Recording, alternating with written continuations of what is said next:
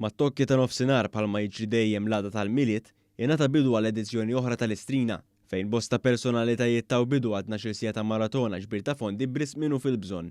Fil-ftuħ tas-26 edizzjoni tal-Istrina, il-Prim Ministru Robert Abela qal li llum hija ġurnata meta l-poplu jdaħħal idejh fil-but għal persuni li ilhom jgħixu realtà diffiċli għal żmien twil, simili għal dik li kulħadd kien qed jgħix f'dawn l-aħħar sentejn.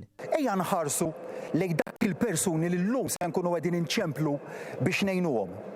U waraw kemm ikollhom bżonn ta' kuraġġ ta' kuljum biex jelbu dik l-isfida kbira li għandhom. U mbagħad nifhmu kemm forsi l-kuraġġ li huwa meħtieġ biex ngħixu dik il-ħajja qrib in-normalità huwa ferm iċken minn dak li għandhom dawn il-persuni.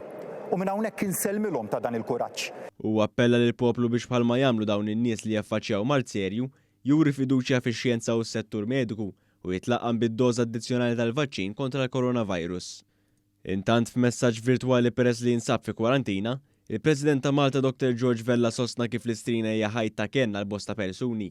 Appella biex f'dan il-jum ta' solidarjetà u mħabba, il-poplu jingħaqad wara dan l-għan nobli. Ejja ninsew id-differenzi bħalma għall-Arċisqof, ejja ninsew dak kollu illi jista' forsi lilna jifridna u nkunu maqudin f'dil maratona ta' mħabba għan ikkontribwixxu għal dawk ħutna illi jew jispiċċaw msieken vittma tal-mart jew inkella ta' ċirkostanzi xejn sbieħ fil-ħajja tagħhom.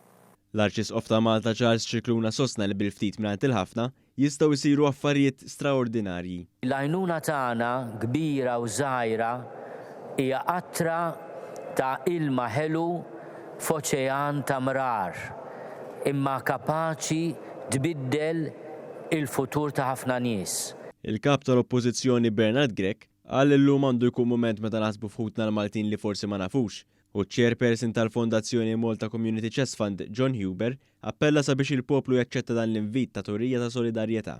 Diversi kumpaniji u personalitajiet ippreżentaw id-donazzjonijiet tagħhom, fosthom anke l-Partit Laburista. Tul il-maratona ntwerew l-esperjenzi ta' bosta persuni li ġew bżonn l-għajnuna tal-Malta Community Chest Fund u qalu kif din il-fondazzjoni kienet l-akbar għajnuna għalihom. Kull min jixtieq jagħti kontribut tiegħu fl-Istrina għandu ċans ftit sigħat oħra sabiex jagħmel dan.